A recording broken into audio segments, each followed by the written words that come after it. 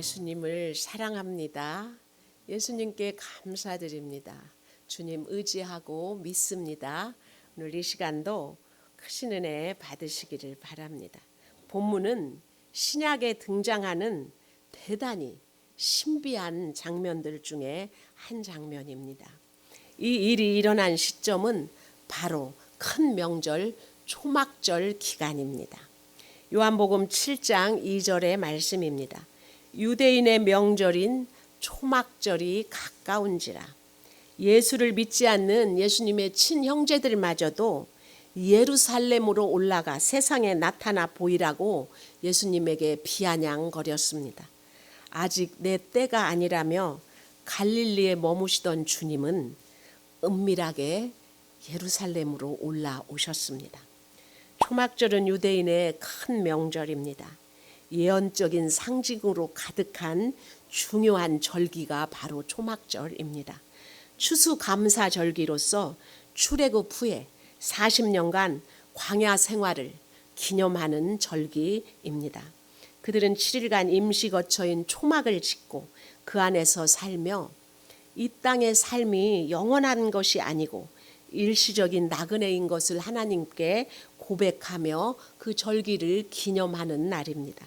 생명의 근원이신 여호와를 상징하는 물 부음 의식이 진행되는 절기이기도 합니다.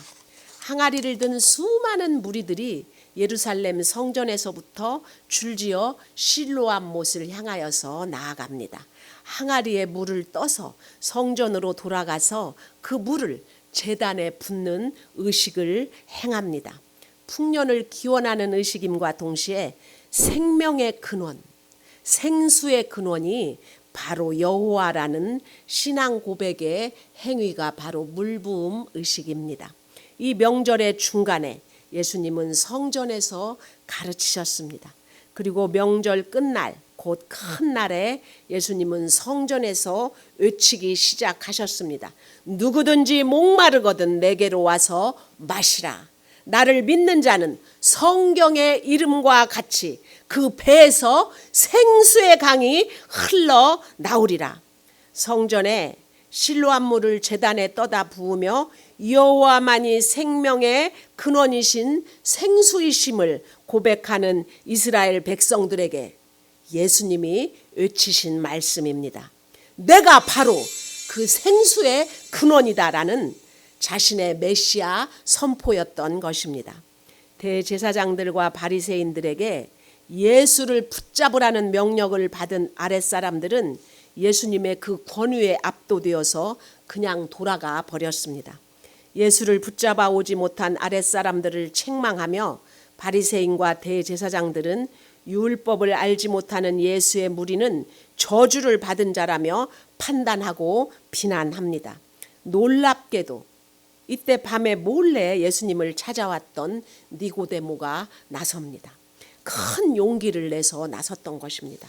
우리 율법은 사람의 말을 듣고 그 행한 것을 알기 전에 심판하느냐? 니고데모는 예수님이 행한 수많은 기적과 기사들을 듣고 보았습니다. 그러나 그들은 갈릴리에서는 선지자가 날 수 없다고 성경을 들어 반박하면서 니고데모를 몰아세워 버립니다. 니고데모 하나쯤이야 그들에게는 속된 말로 껌이었던 것입니다. 그들 모두는 다 집으로 돌아갔습니다. 예수님도 감난산으로 올라가셨습니다. 하나님과 만남의 자리, 기도의 자리가 바로 감람산이었습니다. 동시에 머리 둘 곳이 없으셔서 가실 집이 없으신 예수님은 감람산으로 올라갈 수밖에 없으셨습니다. 밤새워 기도하신 주님이 이튿날 아침 다시 성전으로 나아오셨습니다. 바로 그때였습니다. 사람들을 가르치고 계신 예수님 앞에 서기관들과 바리새인 무리가 우르르 몰려왔습니다. 놀랍게도 그들은 머리채를 잡힌 채 발라인 여자 하나를 끌고 나왔습니다. 그녀를 가운데 세우더니 말했습니다. 공손하고 예의 바른 목소리로 예수님과 여자를 번갈아 보면서 만면에 음흉한 미소를 띤 채 물었습니다. 선생님, 이 여자는 가늠하던 현장에서 붙잡힌 여자입니다.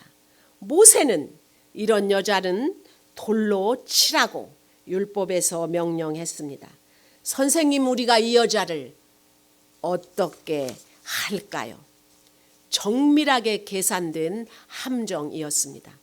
양자택일의 딜레마, 독이 든 질문인 것입니다. 어떤 대답을 해도 낚일 수밖에 없는 교묘한 함정을 준비해 놓은 것입니다.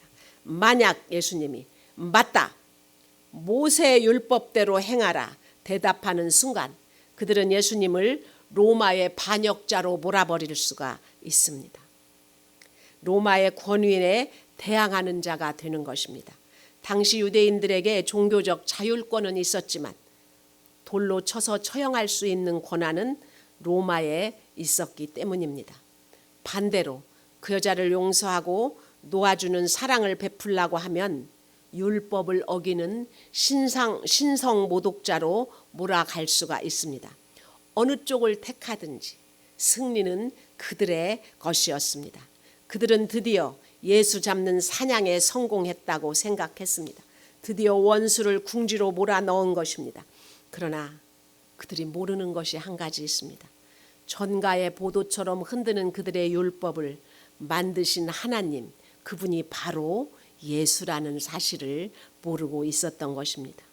쾌재를 부르리라 한껏 부풀어 오른 그들 앞에서 예수님은 대답 대신에 조용히 몸을 굽히셨습니다.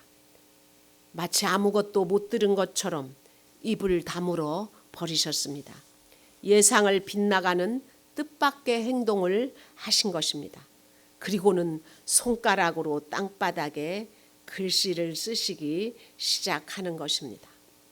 마치 그들의 말을 듣지 못한 것처럼 아무런 요동도 없는 조용한 얼굴로 오직 땅을 바라보며 손가락으로 무언가를 쓰기 시작하셨습니다. 그들은 초조한 듯이 채근하기 시작했습니다. 빨리 대답해 보시라니까요. 돌로 칠까요 말까요? 죽여요 살려요? 양당간 빨리 대답해 보시란 말이에요. 도대체 어느 쪽입니까? 대립의 흐름을 바꿔버린 이 행동은 무슨 의미가 있기에 저들을 저리 초조하게 했을까요? 그들이 내세우는 율법, 레위기 20장 10절의 말씀입니다. 누구든지 남의 아내와 간음하는 자, 곧 그의 이웃의 아내와 간음하는 자는 그 간부와 음부를 반드시 죽일지니라. 율법은 말합니다. 그 간부와 음부를 반드시 죽일지니라. 여러분, 간음은 혼자 행할 수 있는 일이 아닙니다. 반드시 둘이 행해야 되는 율법의 어김입니다. 그런데 이들은 오직 여자 한 사람만을 끌고 왔습니다. 상대 남자는 어디로 간 것입니까? 모세의 율법은 양 당사자가 모두 참석해야만 재판이 성립이 되는 것입니다. 그렇다면 지금 율법을 어기고 있는 자들은 누구라는 말입니까? 여자 하나만을 데려와 율법을 짓밟은 그들은 왜 또 그 은밀한 간음 현장에 있었다는 것입니까? 반쯤 옷이 벗겨진 채 현장에 끌려온 여자는 성경 어디에서도 변명이나 항의한 내용이 없습니다. 육체적으로도 도덕적으로도 군중 앞에 공개적으로 노출되어 조롱거리가 되어 있지만 그녀는 누구에게도 항변을 못했고 변호도 받지 못했습니다. 그녀는 부패한 지도자들의 목적을 위해 이용당하고 있는 것입니다. 예수 잡으려는 장기판에 말이 되어 있는 것입니다. 그녀의 약점을 이용하여 덫을 놓고 힘없는 여자를 낚아 올린 것입니다. 간음한 여인, 그녀를 함정에 빠뜨려 예수를 죽이려는 서기관과 종교 지도자들, 그리고 그들을 둘러서서 엄숙한 얼굴로 정의를 실행하려는 돌을 든 군중들, 모두 율법으로 율법의 주인이신 예수님을 시험하려는 현장의 죄인들입니다. 그들도 현행범들인 것입니다. 예수님은 그들의 모든 속내를 꿰뚫고 계셨습니다. 당시 유대 문화에서 랍비가 글을 쓰는 것은 상징적인 의미가 있었습니다. 교육적인 함의가 담긴 것이었습니다. 랍비가 몸을 굽히는 행위는 시간을 끌려는 것이 아니라 하나의 메시지였습니다. 중요한 가르침을 전하기 위한 랍비의 권위 있는 자세로서 먼저 침묵으로 사람들에게 긴장감을 고조시키며 이어질 교훈의 말씀에 집중시키려는 행동이었습니다. 손가락으로 쓰시는 행동도 의미심장합니다. 신구약을 통틀어서 하나님이 글씨를 쓰는 장면은 딱 3번 등장합니다. 출애굽 후 시내산에서 모세에게 율법을 새겨주실 때 하나님께서 직접 돌판에 글씨를 써서 주셨습니다. 우상 숭배로 한 번을 모세가 깨트리자 2번째 하나님께서 또 글씨를 써서 주셨습니다. 벨사살 왕이 잔치를 벌일 때 손이 나타나서 벽에 메네메네 데겔 우바르신이라고 썼을 때가 바로 2번째 하나님이 글씨를 쓰시는 장면이었습니다. 그리고 신약에서는 오늘 읽은 본문이 하나님이신 예수님이 몸을 굽히시고 흙에 글씨를 쓰시는 3번째 장면입니다. 조급하게 물어대는 그들을 향해서 주님은 드디어 일어서셨습니다. 너희 중에 죄 없는 자가 먼저 돌로 치라. 그리고 주님은 다시 몸을 굽히시고 손가락으로 땅에 무언가를 쓰기 시작하셨습니다. 예수님은 무엇라고 쓰셨을까요? 청중으로 하여금 긴장감을 조성해 놓고 더 중요한 것을 기대하게 했던 그 진리의 말이 무엇이었을까요? 예수님은 무엇을 쓰셨을까 이해하려면 600년 전 예레미야 시대로 거슬러 올라가야 합니다. 예레미야서 17장 13절의 말씀입니다. 이스라엘의 소망이신 여호와여, 무릇 주를 버리는 자는 다 수치를 당할 것이라. 무릇 여호와를 떠나는 자는 흙의 기록이 되오리니 이는 생수의 근원이신 여호와를 버림이니이다. 아멘. 요한복음 7장 37절과 38절에서는 본문의 바로 앞장에서는 주님은 자신을 가르쳐서 내가 바로 그 생수의 근원이라고 선포하셨습니다. 명절날 곧 큰 날에 예수께서 서서 외쳐 이르시되 누구든지 목마르거든 내게로 와서 마시라. 나를 믿는 자는 성경의 이름과 같이 그 배에서 생수의 강이 흘러나오리라 하시니 이 선언을 거부한 자들이 바로 여자를 붙잡아다 예수님을 궁지에 몰아넣으려는 바리새인들입니다. 예수님을 하나님과 자신을 동일시하는 신성 모독자라고 몰아간 자들입니다. 그러나 그들은 참된 생수의 근원을 버린 자가 된 것입니다. 하나님을 떠난 자는 흙에 그 이름이 기록된다는 예레미야서의 말을 바리새인들은 다 암송하고 다 알고 있었습니다. 그들은 성경을 1.16도 놓치지 않고 읽고 듣고 암송하는 성경에 능통한 사람들입니다. 그들은 예레미야가 외치던 시대의 시대 상황도 잘 알고 있었습니다. 겉으로는 종교적이지만 참된 믿음의 중심인 하나님은 내버리고 자기 의와 지혜를 의지하던 백성들에게 외친 말씀이었습니다. 지금의 바리새인과 닮은 그 시대 사람들에게 예레미야는 외치고 있었던 것입니다. 너희 생명의 근원은 생수이신 하나님이시다. 그 하나님을 버린 자는 그 이름이 흙에 기록될 것이다. 보이는 세상에서는 흙에 기록하는 것이 금방 바람만 불면 없어질 한시적인 유죄의 판결물인 것 같지만 영원한 하나님의 심판을 선포한다는 뜻입니다. 흙처럼 덧없는 존재가 하나님을 버렸기 때문에 영원한 심판에 처해진다는 예언의 말씀이 바로 예레미야서 17장 13절이기 때문입니다. 그 말씀을 쓰신 주님이 몸을 일으키셨습니다. 그들을 둘러보며 이렇게 말씀하신 것입니다. 너희 중에 죄 없는 자가 먼저 돌로 치라. 주님은 간음한 자를 돌로 치는 것은 합당하지 않다고 말씀하지 않으셨습니다. 저 여자는 죄가 없고 함정을 판 너희들이 더 죄인이라고 말씀하지도 않으셨습니다. 네가 저 여자를 돌로 칠 자격이 있는 것이냐 군중에게 묻지도 않으셨습니다. 율법을 만드신 하나님은 율법으로 그들에게 공을 던져주신 것입니다. 그리고 다시 몸을 굽혀 땅에 손가락으로 글씨를 쓰기 시작하셨습니다. 예레미야 17장 9절과 10절의 말씀입니다. 만물보다 거짓되고 심히 부패한 것은 마음이라. 누가 능히 이를 알리오마는 나 여호와는 심장을 살피며 폐부를 시험하고 각각 그의 행위와 그의 행실대로 보응하나니. 아멘.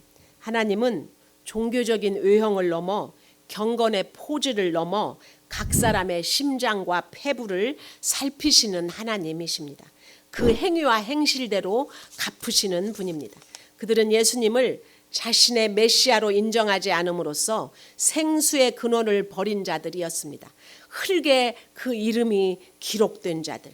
예수님이 두 번째 몸을 굽혀 쓰신 것이 무엇인지 지금까지도 신학자들은 설왕설래하고 있습니다.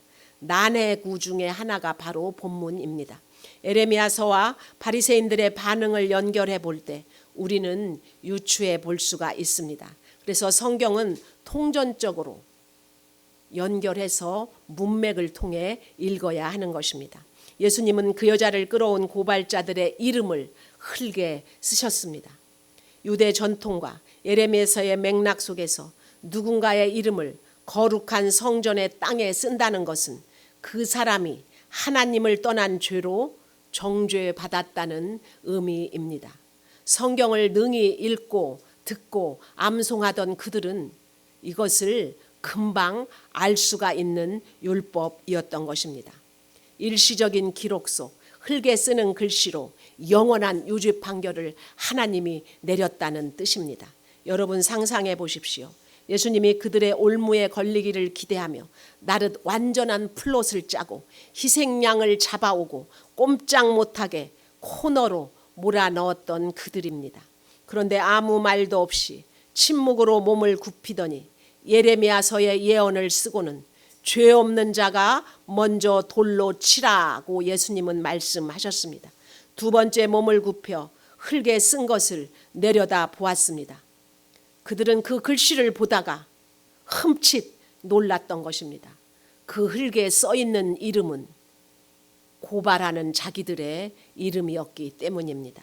순간 그들은 깨달았습니다. 판단을 받는 자가 자기 자신이라는 것을요. 예레미야가 외친 하나님을 버린 자가 바로 자신들이라는 것을요. 이들은 모두 성전에서 외치는 예수님의 말씀을 초막절에 들은 자들입니다. 나를 믿는 자는 성경의 이름과 같이 그 배에서 생수의 강이 흘러나오리라. 그들이 이 말씀을 듣고 본문의 9절입니다. 양심의 가책을 느껴 어른으로 시작하여 젊은이까지 하나씩 하나씩 나가고 오직 예수와 그 가운데 섰는 여자만 남았더라. 그들이 이 말씀을 듣고 양심의 가책을 느꼈다라고 성경은 말합니다. 왜 그들은 양심의 가책을 느꼈을까요? 왜 나이가 많은 장로들이 먼저 돌아서서 나간 것일까요? 장로들은 성경에 정통한 자들로 땅에 쓴 자기 이름을 본 즉시 예레미야서 말씀이 떠올랐던 것입니다. 지은 죄의 양이 훨씬 더 많아 양심의 무게가 더 나갔을지도 모르는 일입니다. 그들이 그토록 잘 안다고 믿었던 하나님과의 관계가 실제로는 전혀 그렇지 않았다는 사실을 마주한 채 그들은 망연자실 그 자리를 뜨고 말았습니다. 그들은 한 사람도 남지 않았습니다. 늙은 자들부터 시작하여 젊은이까지 하나씩 하나씩 슬금슬금 자리를 떠나버렸습니다. 양심의 가책을 느끼고 자신이 죄인인 것을 알았지만 아무도 하나님이신 예수 앞에 회개하지는 않았습니다. 본문 9절과 10절의 말씀입니다. 예수께서 일어나사 여자 외에 아무도 없는 것을 보시고 이르시되 여자여 너를 고발하던 그들이 어디 있느냐? 너를 정죄한 자가 없느냐? 대답하되 주여 없나이다. 예수께서 이르시되 나도 너를 정죄하지 아니하노니 가서 다시는 죄를 범하지 말라 하시니라. 여러분, 이 여인이 누구입니까? 가늠하다 현장에서 붙잡힌 여자입니다. 옷이 벗겨진 채 개처럼 끌려온 여자입니다. 수많은 군중 앞에서 온갖 모욕과 수치를 당하고 인생의 밑바닥을 기던 여인입니다. 신약에 등장하는 비참한 여인 중 가장 비참한 여인이 바로 오늘 본문의 이 여인입니다. 바리새인과 서기관들이 쳐놓은 그물에 걸릴 수밖에 없는 사회적 경제적 약자입니다. 수가성 우물가의 여인은 남편이 5이 있었던 세상의 목마른 여인이었습니다. 그러나 그 처지는 비교할 수 없을 만큼 다른 상황인 것입니다. 이 여인에게 주님은 나도 너를 정죄하지 않노라고 선언하셨습니다. 어떠한 비난도 하지 않으셨습니까? 왜입니까? 주님이 이 여자의 죄를 대신 짊어지고 곧 십자가에 죽어주실 것이기 때문입니다. 여인의 죄값을 자신이 다 갚아주려는 의도이기 때문입니까? 가서는 다시는 죄를 짓지 말라고 하셨습니다. 어떻게 죄를 우리가 안 지을 수가 있습니까? 그런데 12절의 말씀입니다. 나는 세상의 빛이니 나를 따르는 자는 어둠에 다니지 아니하고 생명의 빛을 얻으리라. 초막절의 상징적 해경 중에 마지막은 횃불을 켜는 의식입니다. 빛이신 하나님, 예수 그리스도, 그분이 우리의 죄값을 다 치르시고 우리에게 성령으로 임하셔서 우리가 빛 가운데 있게 하신다는 것입니다. 하나님과의 연합으로 우리는 더 이상 죄인이 아니고 죄를 짓지 않는 의로운 자가 될 수 있다는 하나님의 선언이십니다. 이 여인에게 주님은 나도 너를 정죄 않는다고 선언하시고 정죄와 비난이 아니라 회개와 변화를 요구하셨습니다. 베드로가 예수님을 저주하고 부인했지만 주님은 베드로를 위해서 가야바의 뜰에서 베드로를 돌아보아 주셨습니다. 두 눈이, 그 시선이 허공에서 마주쳤습니다. 베드로는 죄짓던 그곳을 떠나 통곡하며 울며 회개했습니다. 빛이신 주님 앞으로 돌아온 것입니다. 가룟 유다도 주님은 포기하지 않으시고 최후의 만찬자리에서 그를 만나주시고 말씀해 주셨습니다. 너희 중 하나가 나를 팔 거야. 그러나 그는 회개 대신 예수님을 떠나 죄를 짓는 곳으로 달려갔습니다. 요한복음 13장 30절입니다. 유다가 그 조각을 받고 곧 나가니 밤이 이러라. 빛이신 예수님께 나오지 아니하고 밤인 어둠으로 달려가 버린 것입니다. 자신의 수치와 죄가 만천하에 폭로된 이 여인은 예수님께 용서받았습니다. 구원을 받았습니다. 인간의 종류는 딱 2가지라고 합니다. 들킨 죄인은 죄가 들통나서 감옥에 가 있습니다. 그들에게 찾아가서 복음을 전할 때 당신은 구원받아야 할 죄인인 것을 믿습니까? 물으면 천장이 떠나가도록 아멘을 외치는 것이 감옥에 갇혀있는 죄수들이라고 합니다. 그러나 들키지 않은 죄인들이 있습니다. 당신은 죄인이라고 하면 돌을 들어 칠 기세입니다. 세상에서 권세와 돈을 많이 가진 고위층은 간증을 하거나 복음을 전하는 사람 앞에서 다리를 꼬거나 팔짱을 끼고 앉아서 너희가 나를 한번 감동시켜 봐 라는 자세를 견지합니다. 나는 의인이라는 것입니다. 그래서 성경은 고난이 축복이라고 말합니다. 환난 당하는 것이 내게 유익이라고 말하는 것입니다. 100% 죄인인 우리는 환경을 이길 장사가 없기 때문입니다. 말씀을 맺겠습니다. 창조주이신 주님이 몸을 구부리고 땅에 손가락으로 글씨를 쓰셨습니다. 일어나시더니 죄 없는 자가 돌로 치라고 명령하셨습니다. 그리고 2번째 땅에 또 글씨를 쓰셨습니다. 고발하던 자들은 모두 자리를 떠났습니다. 대제사장들과 바리새인들은 양심의 가책을 느껴 떠났지만 회개하지 않았습니다. 자기의 죄로 수치와 조롱을 받던 여인은 예수님을 만나 용서받았습니다. 이 여인은 가늠하다 현장에서 붙잡힌 죄인입니다. 여러분의 죄패는 무엇입니까? 제 죄패는 돈 좋아하다가 2번이나 이혼하고 가정을 깬 죄인이라는 죄패입니다. 하나님을 만나면 내가 죄인인 것을 알게 됩니다. 내 죄를 고백하고 죄 용서받는 복된 인생들이 다 되시기를 예수님의 이름으로 축원을 드립니다.